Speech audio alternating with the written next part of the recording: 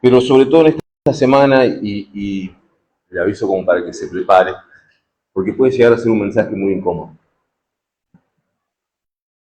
porque para mí lo fue. Seguramente usted, que vive en este país y seguramente también tiene redes sociales, y los que miran los noticieros se habrán encontrado con una noticia que quizás cuando uno la escucha por primera vez, o cuando lo ve por primera vez, parece irrisorio, ¿no? Eh, Chicos jóvenes con máscaras, capuchas, o simulando ser animales. Y quizás esa primera impresión, la primera impresión de lo que esto nos causa, nosotros que ya tenemos algunos años, es risa. Miramos a chicos que se reúnen porque forman una comunidad, con otros chicos que piensan igual, que se perciben igual, que se sienten como, y pareciera que fuese algo chistoso, ¿verdad? Porque por supuesto, al no entenderlo, al no sumergirnos en la profundidad de lo que esto conlleva, de hecho, he visto algunos videos, ¿no? Haciendo como algunas eh, sátiras de risa, ¿no? De cómo podríamos nosotros eh, reeducar y volver a encaminar a estos llamados Terians, ¿no? Ahora cuando le digo el nombre se acordará un poquito más seguramente. Pero sabe que si uno profundiza un poco en esto, a mí me causó mucho dolor y me causó mucha tristeza ver cómo estos jóvenes estaban en algunos mercados, supermercados, en grandes cadenas, caminando en cuatro patas como si fuesen perros, subiendo a algunos lugares, a algunos transportes, simulando ser perros o lobos, o yendo uno de estos chicos a una veterinaria diciendo me tienen que atender, decía él. Y es triste, porque ¿sabe qué es lo que está demostrando? Es un problema existencial, un problema con su identidad, un problema de que no sabe quién es, qué es, a dónde va, para qué vino.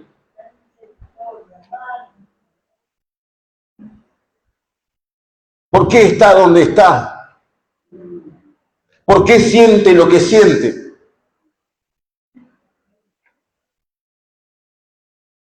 Entonces, si mira un poco más en profundidad, la crisis existencial no es algo novedoso. La crisis del ser humano por saber quién es no es algo que se haya gestado hace poco. Y de hecho nosotros venimos viendo estas manifestaciones en un montón de otras cosas. El problema está en que muchas veces como iglesia decidimos mirar para el costado o hacer la vista gorda o mirar hacia arriba, ¿no? Para esquivar el problema.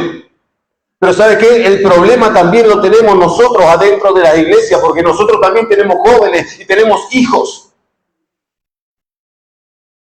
Entonces el problema no está afuera, el problema también está acá adentro. No podemos y no debemos hacer la vista gorda. Porque a mí en mi casa no tengo problema, porque mis hijos no se comportan de esta manera, o porque todavía no tienen este tipo de problemas, pero tienen otros. Y tiene que ver también con su problema de identidad, con no poder identificarse. Y antes, ¿sabe qué? Nosotros no teníamos tanto problema con eso. Y no es porque nuestra generación es mejor que la generación actual. Pero nosotros desde chicos nos identificamos con papá. Y papá era nuestro superhéroe. Al principio, cuando éramos más chicos, en mi caso con mi mamá. Y cuando ya comencé a tener un poco más de entendimiento, lo seguía papá por todos lados. Fuese lo que fuese, pero yo andaba con papá. Yo lo seguía, era mi modelo. Entonces, todos cuando éramos chicos, los varones queríamos ser como papá y las nenas buscan el reflejo no de mamá y están buscando todo el tiempo alguien con quien identificarse. Yo tenía también mi abuelo dentro de la iglesia, entonces mi abuelo también era mi modelo. Yo quería y me identificaba de alguna manera con él. Yo veía las cosas buenas que mi abuelo hacía y también es verdad que a veces las malas las pasaba de largo, pero tenía un modelo a seguir. El problema que tenemos con nuestra generación actual, con la generación contemporánea, es que ellos no tienen un modelo a seguir. No lo tienen. Porque los padres muchas veces, a causa de que tienen que trabajar, están ausentes. Entonces el tiempo en el que ellos buscan su identidad o contar el problema que tienen, la situación que están pasando, lo que les pasa en el colegio, cómo los maltratan muchas veces en el colegio, los padres ni siquiera se dan por enterados. Y cuando se enteran ya es demasiado tarde, porque el chico ya tomó, o la joven ya tomó alguna decisión con respecto a sí mismo y a su cuerpo. Y comienza de alguna manera quizás a flagelarse o comienza a buscar en malas influencias. Entonces cuando papá o mamá quieren pedir auxilio ya es tarde, porque el problema y el daño ya está hecho. Entonces no corresponde que nosotros hagamos la vista gorda. Le dije que iba a ser incómodo. Pero ¿sabe qué? Es necesario. Dios me confrontó conmigo mismo en este mensaje. Y yo no lo iba a dar. Porque es más fácil hablar de que todo está lindo, que Dios te escucha. Clamemos que Dios nos responde. Y es una realidad. Pero hay un problema que se está enquistando no solamente en la sociedad, es un problema que se está enquistando dentro de la iglesia. Y es menester que abramos los ojos y no hagamos la vista gorda, porque si pasa esto, cuando ya querramos reaccionar, va a ser demasiado tarde. ¿Por qué tenemos hoy jóvenes dentro de la iglesia que si no los traemos a la iglesia no vienen? Porque no se sienten identificados, porque no se sienten cómodos. Además, por supuesto, de que no han tenido un encuentro con Dios, pero ese es el problema final. Comienza con una cuestión de incomodidad física. No se sienten parte. Se sienten ajenos. Es como que estuviésemos hablando en otro idioma que ellos no hablan. Entonces, por supuesto, después vienen por obligación, pero cuando ya tienen un poquito de poder de decisión, no vienen más. Y esto no es una casualidad. Esto no es algo que sucede porque sí. Ahora, el problema se gesta muchísimo antes. Tuvimos problemas y sigue habiendo, pero hay un auge, ¿no? Bulimia y anorexia. Hubo un tiempo en el que la bulimia y la anorexia eran noticias en todos lados. Suicidios en masa, era noticia en todos lados. Pero la iglesia nunca tomó parte de esto. Oremos que se le va a pasar. Pero nunca hubo un plan de acción para poder proteger a nuestros jóvenes. Bendito sea Dios. Desde siempre ha pasado esto. Desde siempre. Y nosotros mismos, a nuestra manera, también hemos tenido algún problema de identidad. A nuestro modo, en nuestro tiempo, en nuestro contraste cultural, cada uno en su colegio, en su trabajo o en donde se movía, seguramente tuvo un problema de identidad de decir, ¿qué estoy haciendo acá? ¿Qué es lo que está pasando? ¿Por qué estoy de esta manera? Seguramente todos nosotros, no importa la edad que tengamos o en la generación que hayamos crecido, en algún punto nos hicimos esta pregunta. ¿Qué es lo que Dios quiere con mi vida? Esto también es una pregunta existencial. Pero no es nueva. Job, capítulo 7 y verso 17. Veamos qué dice la palabra. Estoy orando, hermano. No es fácil para mí hablar de estas cosas. Bendito sea el nombre del Señor por siempre. Aleluya. Santo Dios, mi alma te alaba. Capítulo 7 y el verso 17 dice así la palabra del Señor.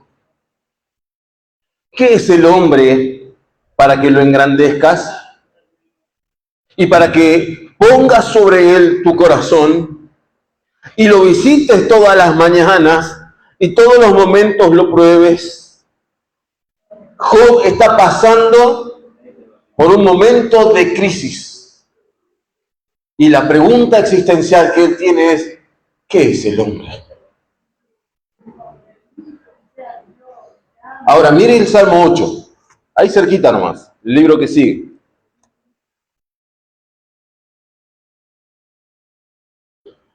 Verso 4.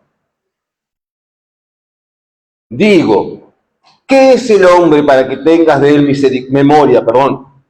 Y el Hijo del Hombre para que lo visites. Le has hecho poco menor que los ángeles y lo coronaste de gloria y de honra. Le hiciste señorear sobre las obras de tus manos. Todo lo pusiste debajo de sus pies.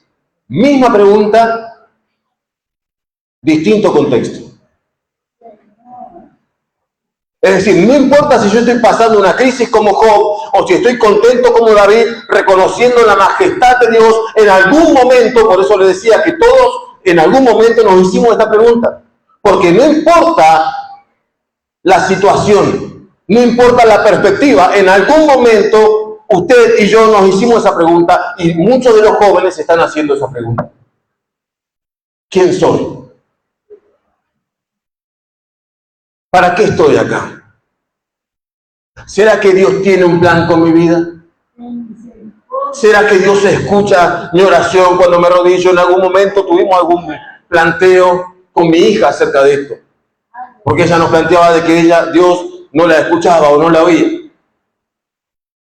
Y créanme que si le pasó a ella, a muchos les ha de pasar. ¿Por qué? Porque muchas veces no vemos la reacción inmediata de Dios.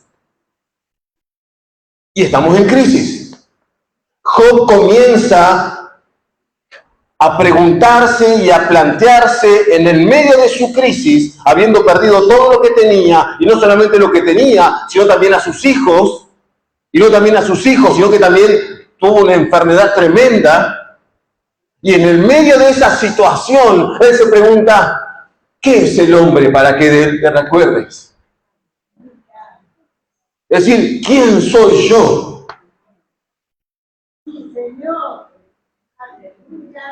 Y en la otra punta tenemos al salmista, porque pasaron muchos años hasta que el salmista escribe el Salmo número 8.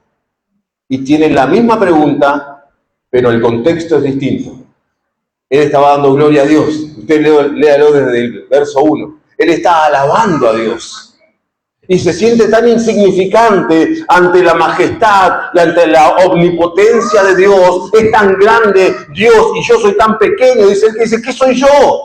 Para que tengas de mí misericordia y que me tengas en cuenta y tengas memoria de mi vida. Son dos exclamaciones distintas, pero nace de la misma pregunta. Así que nosotros podemos estar o de un lado o del otro. Porque no podemos negar que tanto Job como el salmista eran siervos de Dios. Pero hay un problema con la identidad. Un gran problema, un grave problema con la identidad. Y lo vemos. ¿Y sabe qué? Es necesario que utilicemos esta Biblia como lo que es, un espejo. Que me refleja, donde me puedo ver, donde me puedo mirar y puedo ver mi condición, cómo estoy delante de la presencia de Dios. ¿De qué manera estoy yo diciendo que sirvo a Dios o haciendo la voluntad de Dios? Porque también tenemos otro problema más en cuanto a la percepción. Lo vimos hace un par de miércoles atrás. Al que no estuvo se lo recuerdo. Usted va a leer en el libro de Jonás, todos conocen la historia de Jonás, que Jonás Dios lo manda a Nínive. Amén. Y él saca un boleto para irse a Tarsis, al lado contrario. Y dice la escritura que cuando estaba allí en el barco, él estaba durmiendo. Y se levanta una gran tempestad. Tal es así que ellos piensan que se van a hundir. Y comienzan a tirar las cosas para dejar más liviano el bote, el barco, y nada sucede. La tormenta sigue allí y sigue empeorando. Ellos creen que van a naufragar, que el barco se va a hundir. Entonces comienzan a echar suerte para ver sobre quién o por causa de quién estaba sucediendo eso, porque era una creencia popular. Pero fíjese, hasta en esa creencia popular Dios manifiesta su voluntad. Porque ¿sobre quién cae la suerte? Sobre Jonás. Y le preguntan algo. ¿De dónde eres? Y fíjese la percepción de Jonás. Jonás dice, yo soy hebreo y temo a Dios. Desde el punto de vista de Jonás, él se miraba a sí mismo como alguien temeroso de Dios. La realidad era que él estaba en desobediencia. Pero él se percibía temeroso de Dios. Yo, como a veces en nuestra percepción personal, yo puedo decir que soy un siervo de Dios, soy un hijo de Dios, pero en realidad lo que demuestra eso no es lo que yo considere, sino lo que yo sea de obediente a Dios. El fruto. Amén. Yo puedo percibirme a mí mismo como un hijo de Dios, que estoy en la voluntad de Dios, y yo le puedo decir a usted eso, y si quiere lo pongo entre comillas, le puedo vender eso a usted. Y usted me puede mirar a mí y como yo me he visto, y por ahí como hablo, y usted puede decir, es un siervo de Dios. Pero no es eso, no es ni mi percepción, ni su percepción lo que da testimonio de mi vida. Lo que da testimonio de mi vida es el fruto del Espíritu. Lo mismo pasa con su vida. No es lo que usted dice ser, son los frutos que usted demuestra. Hoy que la percepción está tan trillada y tan manoseada, y permítame la expresión, tan bastardeada, porque estos muchachos se perciben cosas que no son. ¿Por qué? Porque necesitan llenar un vacío. Necesitan y están desesperados. El problema está en que ellos de alguna manera no tuvieron la contención necesaria. Y allá vamos nosotros los padres de vuelta. ¿Por qué hablo de contención? No, hermanos, que usted no sabe, y es una realidad, todos trabajamos. Y la Biblia dice, el que no trabaja, que no coma. Es tajante la Biblia al respecto, ¿bien? Y lo saben todos, porque todos respondieron. Ahora, cuando yo miro la Escritura y me miro a mí a través de la Escritura y tengo problemas, y tengo planteos, y tengo dudas, y parece que no hay respuesta, que es lo que muchas veces está pasando dentro de la iglesia y que no se plantea, no se dice, se oculta, y en algún momento, bueno, si es la voluntad de Dios, no, Dios quiere. Dios quiere que yo le conozca, Dios quiere que yo tenga un encuentro con Él, Dios quiere que yo entre en su presencia, como se hablaba hoy, mejor es un día en tus atrios. Es tremendo lo que el salmista dice en este Salmo 84. Porque dice, en los atrios. Y sabe que en el atrio no estaba la presencia de Dios. Estaba en el lugar santísimo. Pero lo que él quería era al menos estar cerca ahí, que estar afuera, en las regiones de maldad. Ahora, nosotros hoy por hoy no tenemos eso, y perdóneme, pero tengo que ser directo, en nuestra juventud. Pero no solamente acá, esto es popular. Ellos no prefieren estar un día acá que 1000 afuera. Prefieren estar 1000 afuera que un día acá. ¿Por qué? ¿Qué estamos haciendo mal? ¿Sabe qué? Una de las cosas que hacemos mal es que como tenemos esta percepción distorsionada de nosotros mismos, nos tenemos como que somos siervos de Dios, hijos de Dios, que estamos en la perfección espiritual, que nuestra vida es una vida que moralmente podría ser vista como un ejemplo, y que el problema no lo tengo yo, lo tiene mi hijo, es un rebelde. Lo tiene mi hija, ella es rebelde. ¿Qué tal si el problema soy yo? Que no le transmito la verdad del Evangelio con mi vida, no con mis palabras. Porque yo le puedo leer toda la Biblia y hacer lo que se sienta ahí y escuchar lo que dice la Biblia, pero ¿y qué digo yo con mi vida?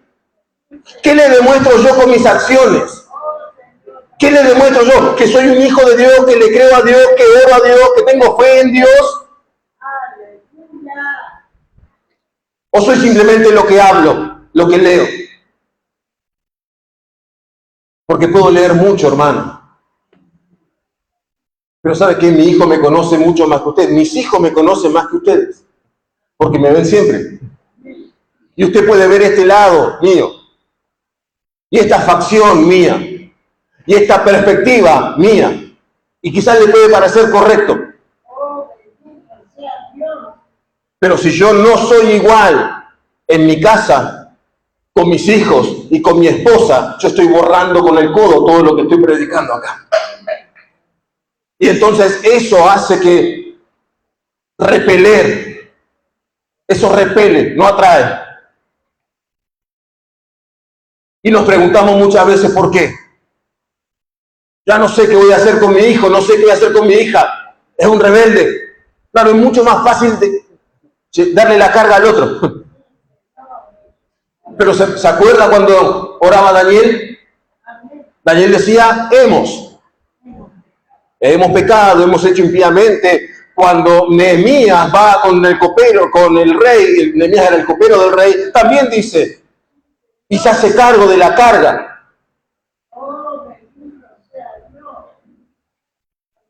Y por supuesto, cuando uno dice estas cosas, no es agradable. Dudo que hoy salgan. Seguramente se van a ir de este lugar pensando mucho, y quizás mucho en mí. Piensen en la palabra, hermano. Sigamos un poquito más.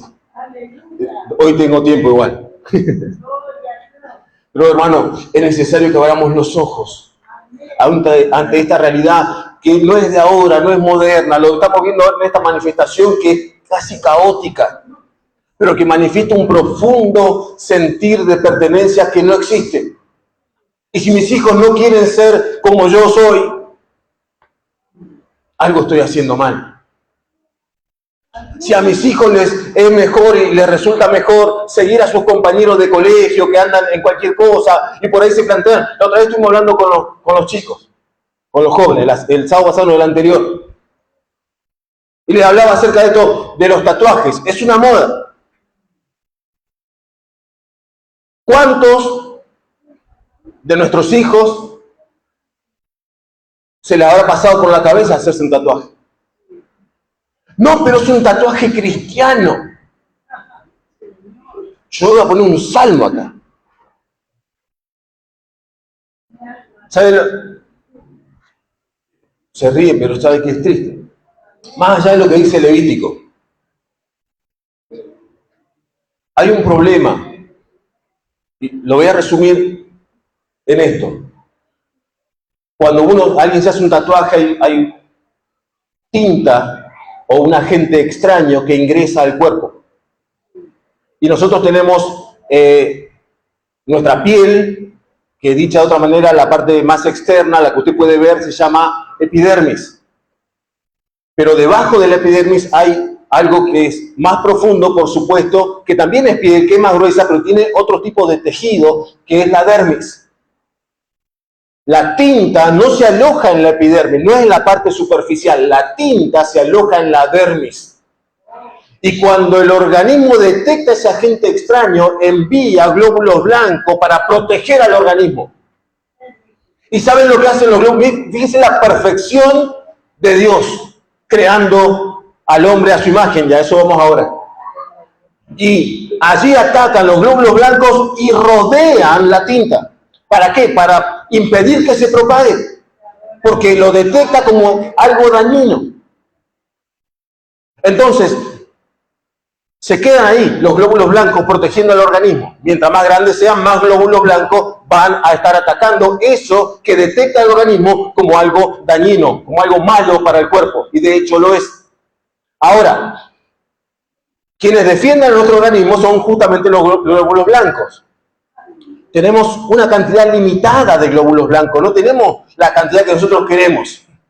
Es limitado. Y tenemos una cantidad, usted imagínese un ejército de 5.000 soldados, pero tiene 3.000 que están atacando un frente de un costado. Cuando vengan las enfermedades, sobre todo si son infecciosas, no tiene la misma respuesta el organismo para contraatacarlas. ¿Por qué? Porque tiene 3.000 yendo allá. ¿Por qué? Porque... Y usted fíjese otra de las cosas que sucede. La piel se hincha, el que se ha hecho algún tatuaje lo sabe. Se hincha la piel y se enrojece. Esto quiere decir que el organismo está tratando de mantener a salvo, salvaguardado, de ese agente externo que es dañino. Por supuesto, los tatuadores no te dicen esto. Por favor, googlee todo lo que yo le estoy diciendo. Por favor, no se quede con mi palabra. Ahora, esto es dañino. Y a la larga trae problemas. ¿Sabe por qué? Porque a la larga, obviamente, el tatuaje se va a ir decolorando. ¿Por qué? Porque la tinta, el glóbulo blanco que se va regenerando. Porque cuando este glóbulo blanco, que es una célula, muere, va a haber otro glóbulo blanco que va a ir a reemplazarlo.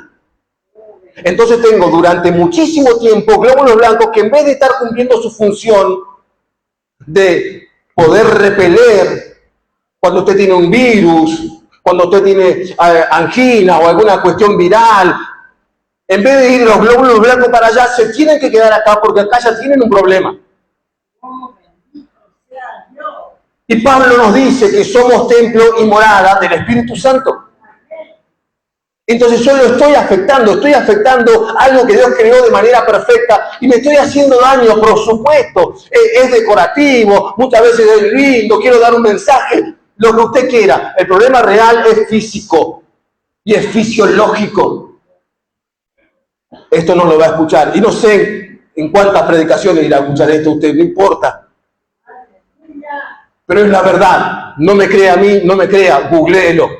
Y se va a dar cuenta de que lo que le digo es verdad. Hay una realidad emergente que nosotros no estamos viendo. Si ese pensamiento está contaminando la mente de tu hijo y de tu hija, también estás en un problema. Si está contaminando la mente de mi hija, también es un problema. Y yo no puedo hacer la vista al costado. Y acá también hay padre, acá también hay abuelo. Entonces no podemos, hermanos, no podemos, tenemos que crear una conciencia viva a través de la palabra acerca de lo que Dios quiere y el propósito de Dios que es eterno con nuestras vidas. Pero si no quiero agradar a Dios, si no me apetece por ahí venir a la reunión, buscar la manera de que el joven, la jovencita, el jovencito pueda hallarle el gusto a esto y pueda decir, bueno, yo quiero ir a la iglesia porque ahí me siento bien, me siento vivo, y tiene un plan con mi vida, todavía no lo conozco, no sé cuál es, pero voy a la iglesia para que esto se revele. Bendito sea Dios. Hay una carga tremenda sobre nosotros, hermano. No importa si usted la quiere ver o no la quiere ver. Está ahí. Está ahí y es latente. Y si no nos hacemos cargo ahora, en algún momento nos va a explotar en la cara y ya va a ser demasiado tarde.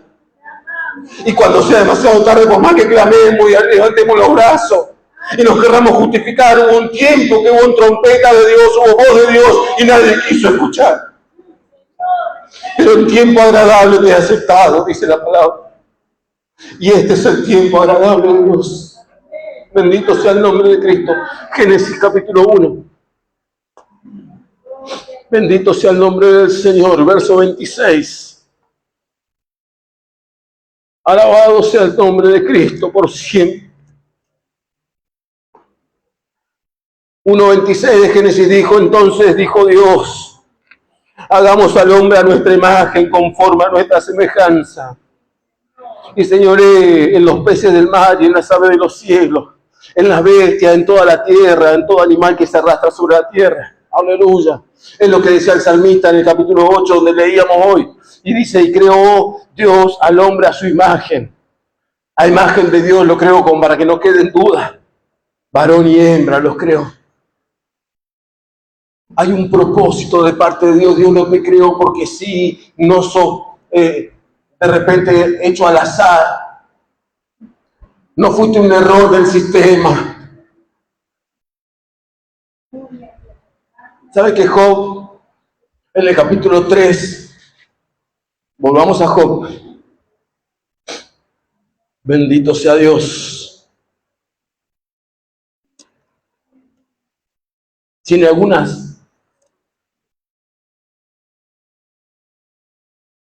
algunos conflictos por resolver. Verso 3, verso 2, para que veamos quién habla. Y exclamó, Job capítulo 3 y verso 2, y exclamó Job y dijo, perezca el día en que yo nací, y la noche en que se dijo, varón es concebido.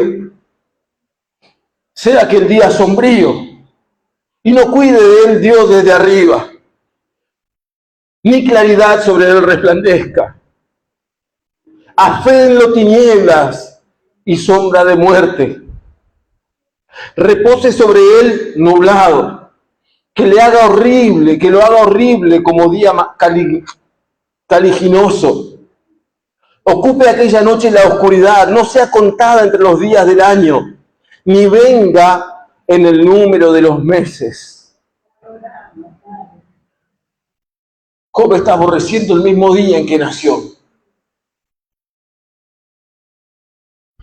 Para Job la vida no tenía sentido, lo leíamos al principio, la crisis de Job. La vida no tiene sentido para Job, porque todo lo que tenía ya pereció y él no vio la mano de Dios allí. Entonces dice, perezca el día en que yo nací, no exista más, sáquenlo del calendario. Hay un conflicto, una crisis de identidad en Job. Una crisis que como lo veíamos hoy, de una u otra manera también la tenemos muchas veces nosotros. Quizás no es de identidad, o quizás sí, porque podemos decir ya grandes, hijos de Dios, cuando estamos pasando una crisis y decimos, yo no sé qué es lo que Dios quiere con mi vida. Eso también es una crisis. Yo no sé por qué estoy pasando esto. Eso también es una crisis. Yo no sé hasta cuándo voy a pasar por esto. Eso también es una crisis. Y tiene que ver con tu existencia y con mi existencia. Tiene que ver con no entender el plan y el propósito de Dios para con tu vida. Tiene que ver con que muchas veces anteponemos nuestro plan y nuestro propósito. Y cuando Dios nos encamina a su plan no entendemos. Porque pareciera que nuestro plan es mejor. Si me iba tan bien antes. Si antes que yo no iba a la iglesia me iba bien. Tenía para comer y ahora que estoy yendo a la iglesia no tengo para comer, tengo que andar pidiendo. Yo no sé qué es lo que Dios quiere. Bueno, eso también es una crisis. Pero si estás en Cristo, Dios tiene el poder para sacarte de ese lugar, porque Él te puso en ese lugar. Aleluya, bendito sea Dios. Y la Biblia dice que Él hace la herida, pero Él también la cura. ¿Qué tengo que tener? Fue una pregunta retórica. Fe. Fe. Tengo que confiar. Porque tengo la certeza, aunque no veo, de que Dios está detrás del asunto. Tengo la certeza y la convicción de que, aunque estoy pasando por valle de sombra y de muerte, como dice el salmista en el Salmo 23, ¿qué dice después? Aunque ande en valle de sombra y de muerte, ¿lo sabe? ¿Lo aplica? ¿Vio que no es lo mismo lo que uno sabe que lo que uno aplica? Porque la Biblia dice, no temeré mal alguno. Sin embargo, cuando estamos en necesidad, Señor. Pero la Biblia dice, clama a mí y yo te responderé. Sí. Y nos está respondiendo. El problema es que no nos responde como nosotros queremos que nos responda. Entonces, el desconocimiento, yo siempre digo, el que no sabe es como el que no ve. Entonces, cuando yo no sé, ando a tientas. Pero necesito confiar. Necesitamos confiar.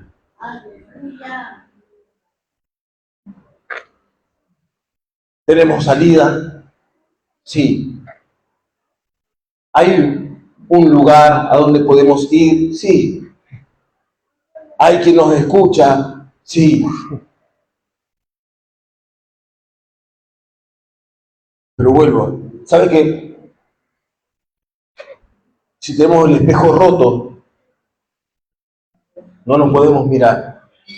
¿Y qué hacemos? Buscamos uno prestado. Entonces ya no es lo que yo veo, sino es lo que otro ve de mí. Tenemos ese problema también.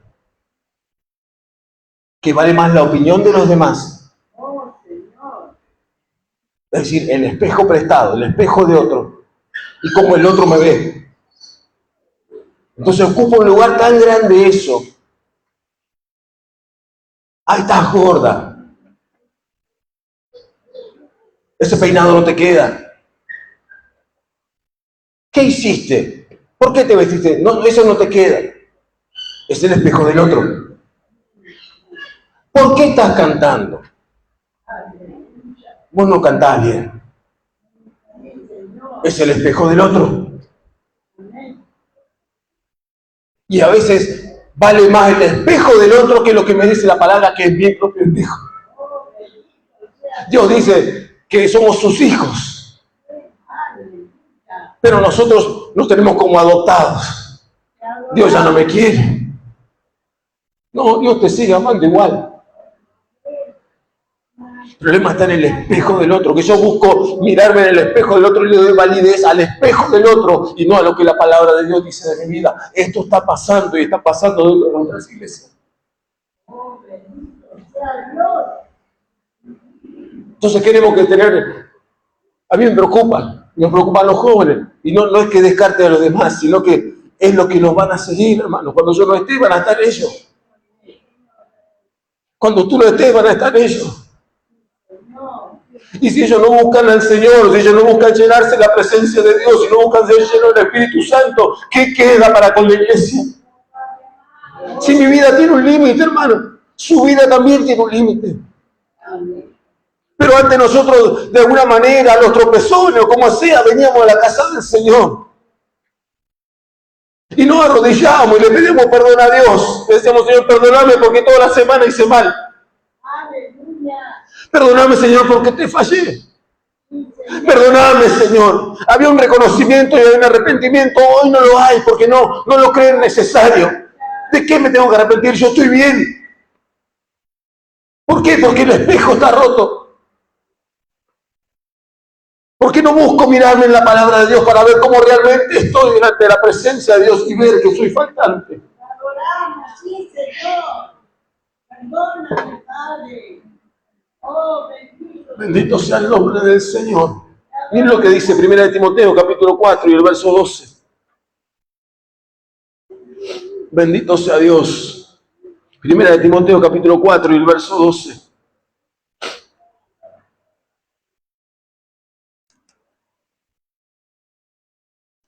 Es la primera carta que le escribe Pablo a su hijo espiritual. 4:12 dice, ninguno tenga en poco tu juventud, sino que sé ejemplo de los creyentes en palabra, conducta, amor, espíritu, fe y pureza. ¿Por qué es necesario que nosotros seamos ejemplo? Porque nos están mirando. La Biblia habla de nube de testigos allá en Hebreos. Habla de otra cosa, está hablando de los héroes de la fe. Capítulo 11. Pero ¿sabe qué? Y vuelvo al concepto del principio. Nuestros hijos nos están mirando. Este mismo consejo que le da Pablo a Timoteo, a un joven Timoteo, también es para nosotros. Porque Timoteo era papá espiritual de toda una congregación. De alguna manera yo también lo soy. Pero también somos papás en nuestros hogares. Seamos ejemplo. ¿En qué?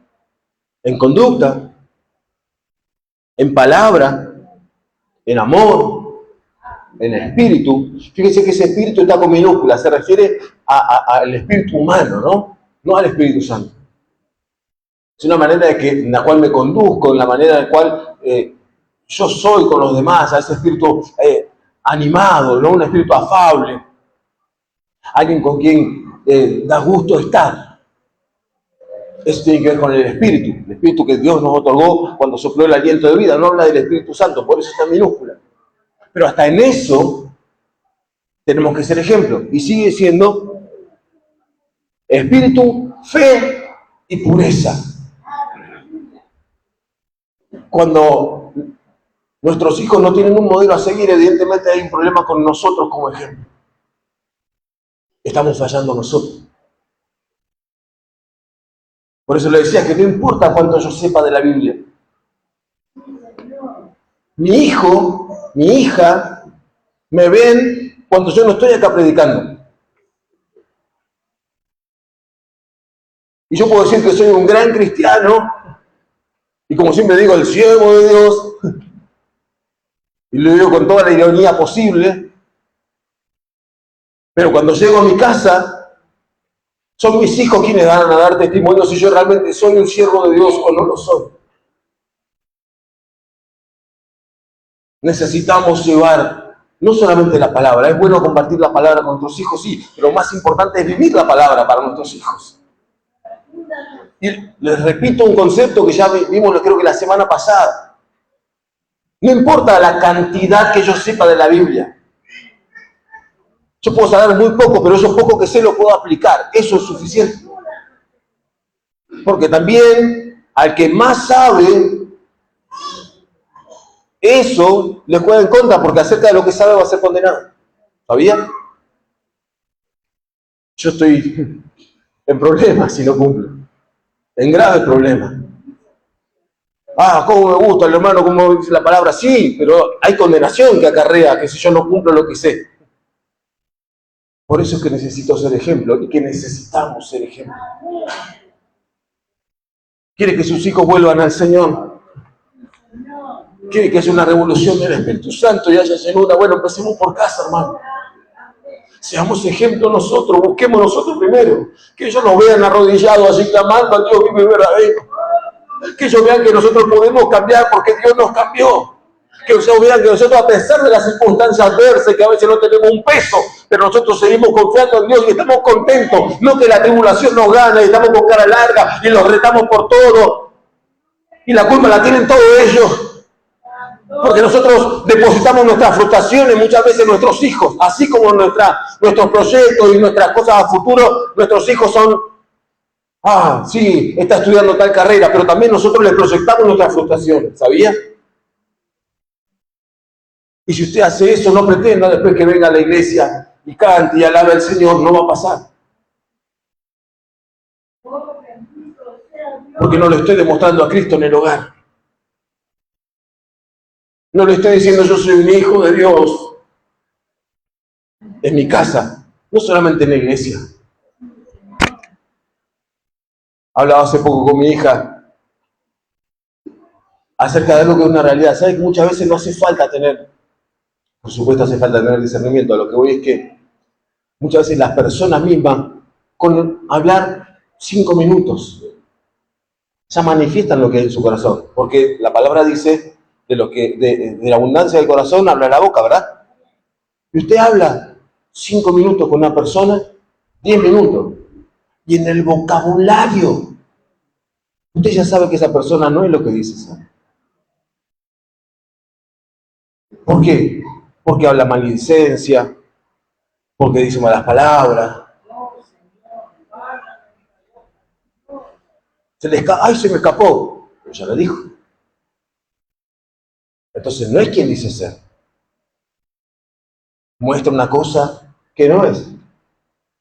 Si eso pasa en mi vida, si eso pasa en mi hogar, si yo digo que soy un hijo de Dios y en mi casa ando a los gritos, mis hijos también lo ven. Entonces no van a querer estar donde yo estoy, hacer lo que yo hago. ¿Se da cuenta que se perdieron todos esos valores? Por eso los buscan en cualquier lado. Porque hay una crisis de identidad. No me puedo identificar con mi papá porque mi papá me abandonó. No me puedo identificar con mi papá o mi mamá porque mi mamá es tal cosa. No me puedo identificar con nadie porque todos tienen un defecto y un problema. Entonces no lo veo como un referente. Y comienzo a juntarme con gente que considero que puede ser mi referente. Y hago lo que ellos hacen, hablo como ellos hablan. ¿Recuerda a Pedro? Pedro estaba con Jesús, era un discípulo. En la adversidad, él comenzó a hablar de una manera distinta. Porque mientras él estaba calentándose, algo había en él que los demás veían. Decían, este no andaba con Jesús. Y ellos mismos decían, sí, por la manera de hablar, fíjese, por la manera de hablar se daban cuenta de que él había estado con Jesús. Entonces, para cambiar eso, comienza a blasfemar Pedro. ¿Se da cuenta? Nuestra manera de hablar dice quiénes somos. Y Pedro se sintió tocado. Y luego dice que el gallo cantó. Mi conducta atrae, si es buena. Si yo vivo la Escritura,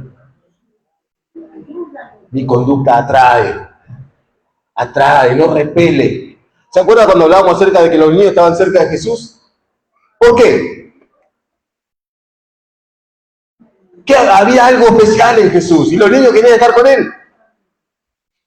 Y yo le decía medio en chiste, pero también en medio de verdad. ¿Qué hacen los niños cuando lo ven a usted? Cuando me ven a mí corren, ¿no? Porque soy bien feo. La otra vez venía un nene de colectivo, no en el tren. Y yo le decía bicho atrás y él se reía. Me buscaba. Y me acordaba de esto. Digo, Señor, gracias. Porque la verdad soy feo. Pero a los nenes se ve que le veo parecer como Shrek o algo así, entonces los nenes juegan conmigo. ¿Qué hay, hermano, en nosotros? Porque yo necesito matizar un poco todo esto, pero evidentemente que la temática es mucho más profunda. Queremos una iglesia llena y una iglesia viva, una iglesia llena del Espíritu Santo. Al menos es mi deseo, hermano. No solamente en cantidad. Gloria a Dios por la cantidad, pero no es lo que me importa. Lo que importa es que haya una iglesia viva, una iglesia que no haya que andar empujando. Dígame, hermano, diga gloria a Dios, hermano. No. Que nazca de un corazón puro, de alguien que ha vivido realmente el renacimiento, alguien que Dios lo sacó de la muerte y lo puso los pies sobre peña, enderezó sus pasos y hoy está caminando con Cristo y su vida es mejor. Gloria a Dios por eso. Y eso lo lleva a alabar el nombre de Cristo. Si esto no ocurre, por más que yo le diga gloria a Dios, usted dice gloria a Dios. Diga amén, hermano. Amén. ¿Hace falta? Es triste. Yo no lo tengo que conducir. Lo mismo pasa con la juventud. Perdón, pero hoy estoy con los jóvenes. Chicos, los amo en el Señor, ¿sabe? Y el Señor que me preocupa. Y me ocupan. ¿Por qué? Porque ellos son el futuro. Es más, son el presente de la iglesia. Si no tenemos jóvenes que están rendidos a la presencia de Dios, es motivo de preocupación, hermano. Gloria a Dios por los hermanos grandes que vienen y glorifican a Dios y son llenos. Gloria a Dios, pero hay toda, como mínimo 2 generaciones detrás. Jueces capítulo 2 y verso 10. Aleluya, bendito sea Dios. Santo el que vive por siempre.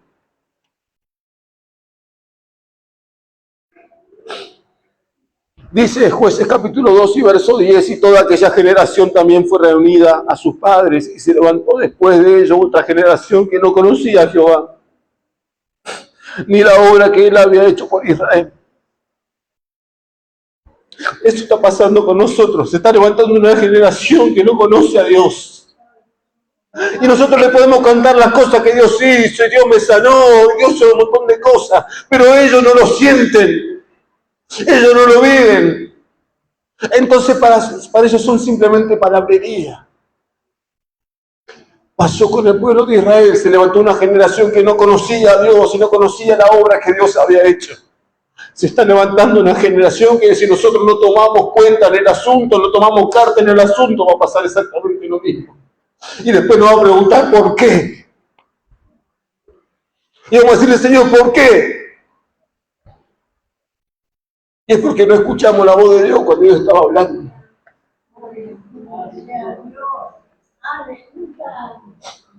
Créame, hermano, lo digo con muchísimo dolor en mi corazón. Y créame que es tan necesario. Podría venir a hablar de cualquier otra cosa y usted capaz se va contento. Pero se está gestando, está naciendo una generación que no conoce a Dios. Y mucha responsabilidad está en nosotros. Por no decir toda la responsabilidad está en nosotros. No basta simplemente con que le digas anda a la reunión de jóvenes. No basta con que lo obligues a ir al culto. No basta con que lo obligues a que se arrodille. Cuando estaba castigado, yo era pequeño, mi mamá me obligaba a arrodillarme y a orar. Y eso no crea un hábito de oración. Odias orar después. Gracias a Dios que Dios me cambió. Pero nosotros muchas veces tenemos esa metodología y no sirven, hermano. Perdónenme. Pero eso no va a crear un hábito de oración en tu hijo, en tu hija. Ella no va a amar a Dios si no ve que vos amas a Dios. Ella no va a querer orar si no ve que vos orás. ¿Cómo va a querer algo que no conoce? ¿Cómo va a querer algo de lo cual ignora? ¿Cómo va a querer algo de alguien a quien no le puede hablar de frente porque ese alguien, esa persona que ella tendría que tener como referente, no le escucha, no lo escucha? Pero después pretendemos nosotros que ellos sean llenos del Espíritu Santo.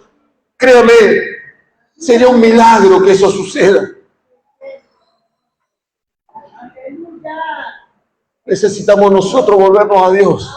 Nosotros, papás, mamá, abuelos, tíos, nosotros necesitamos volvernos a Dios para poder ser ejemplo, para que ellos sean llenos, como dice la Escritura, del Espíritu Santo, y se cumpla la promesa del advenimiento del Espíritu Santo y la llenura del Espíritu Santo sobre, como dice la palabra en Joel 2:28, vuestros hijos, vuestras hijas, los ancianos, los niños, gloria a Dios, va a suceder, pero comienza por nosotros.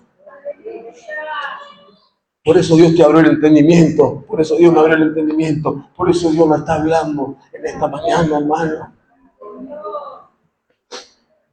Gloria a Dios.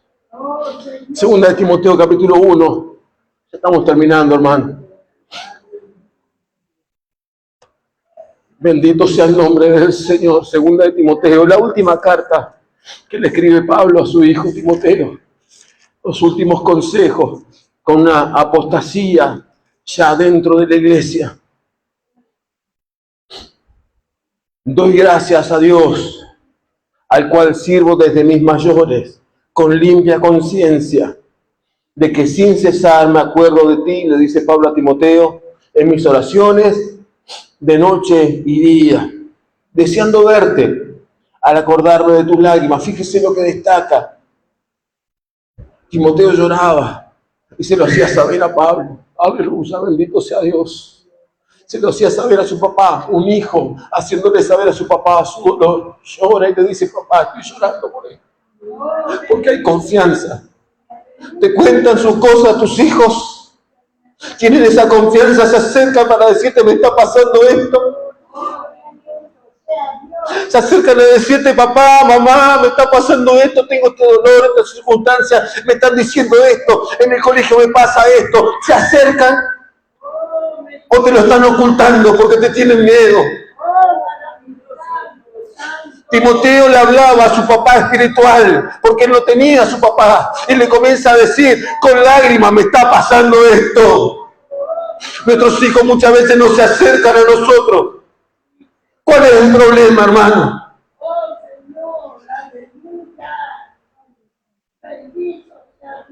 ¿Son ellos o somos nosotros?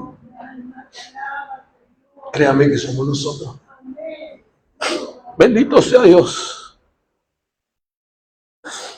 Aleluya, para llenarme de gozo, trayendo a la memoria la fe no fingida que hay en ti, la cual habitó, escuche esto, la cual habitó primeramente en tu abuela Loida y en tu madre Eunice, y estoy seguro que en ti también Timoteo absorbió todo lo que le enseñaron, porque lo que le enseñaron era que esas mujeres vivían. Ellas vivían con fe. Entonces, Timoteo absorbió esa fe. No fingida, quiere decir que puede haber una fe que sea fingida. Y si yo transmito esa fe fingida, lo que van a absorber mis hijos es, por supuesto, una fe fingida. Entonces, en el momento de la prueba, ya no es fe, porque todo el tiempo fue fingido. ¿Se entiende? Y eso también se puede transmitir. Que el Señor nos ayude, hermano. Un texto más y ya estamos orando. Iba a ser este el texto central, pero la verdad es que Dios hace como Él quiere. Dice 2 Corintios capítulo 3. Aleluya, bendito sea Dios. 2 Corintios capítulo 3 y el verso 18.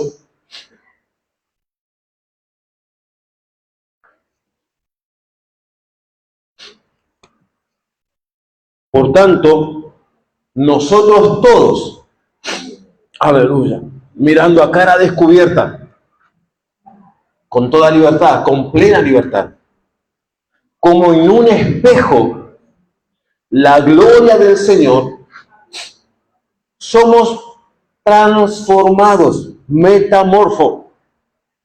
Tiene que ver con la oruga y la mariposa. De ahí viene la palabra metamorfosis. El ejemplo más claro es ese, la transformación. Ahora vamos a ahondar ahí. De gloria en gloria, en la misma imagen, como por el Espíritu del Señor. ¿Hacia dónde somos transformados por el Espíritu del Señor? Hacia la misma imagen aquella de Génesis. Esa es la idea de todo este pasaje. De ser transformados, de que haya una metamorfosis. La oruga se arrastra y tiene un aspecto hasta que se produce la metamorfosis. Hay un tiempo de crisis en el cual va a estar en un capullo, hasta que ese capullo se abre y se transforma en algo maravilloso, hermoso, que ya no se arrastra, sino que vuela y hasta se alimenta distinto. Es la idea de la palabra transformados. Necesitamos ser transformados. Y esa transformación la produce el Espíritu Santo.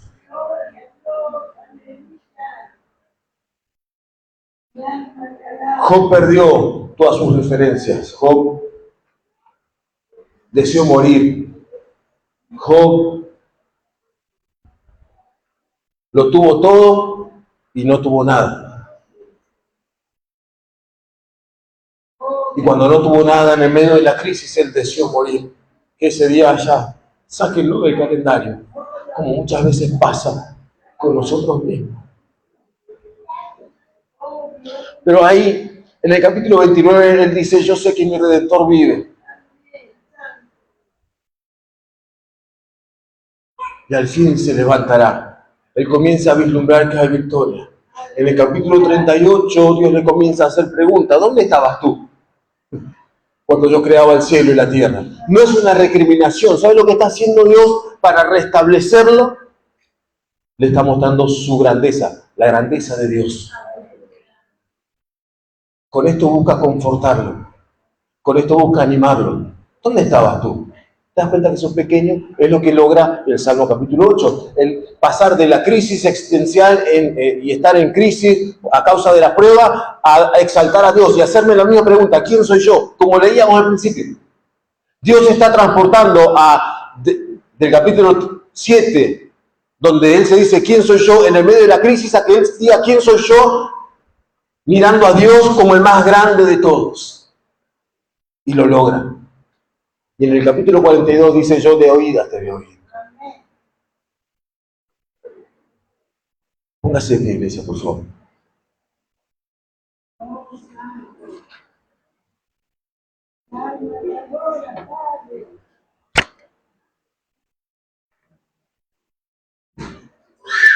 Sé que ha sido un mensaje difícil. Para mí también lo fue.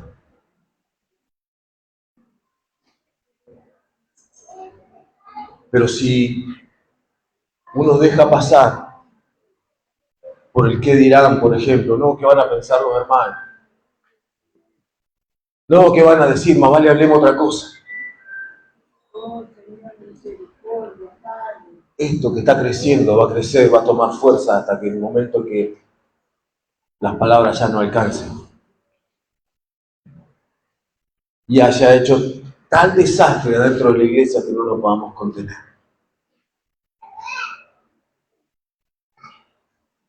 Hay muchas cosas que hoy a nuestros hijos que no tienen una guía, una luz, alguien a quien mirar o con quien identificarse, encuentran en el móvil, en el celular, en el smartphone, muchas cosas como para identificarse. Hablé de un puñado nada más. Pero muchas hay. Y hablé de los Telia porque es lo más reciente, pero hablamos hace un rato que desde hace mucho tiempo vienen pasando cosas.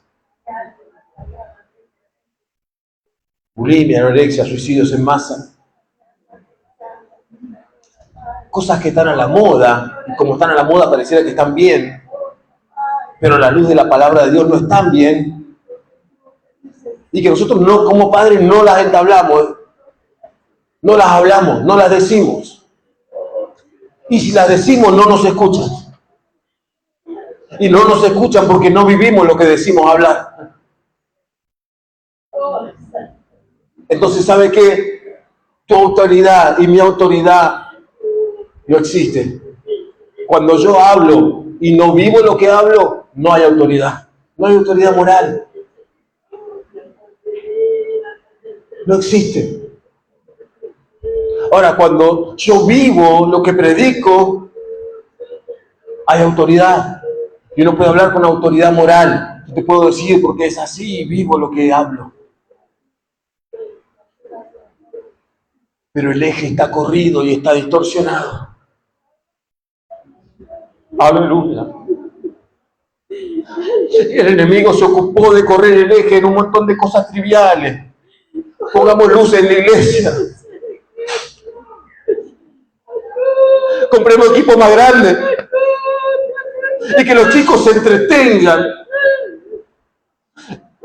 Es una pantalla, es una mentira. Los chicos necesitan ver la gloria de Dios en su vida. Necesitan ser llenos del Espíritu Santo. No necesitan buena música.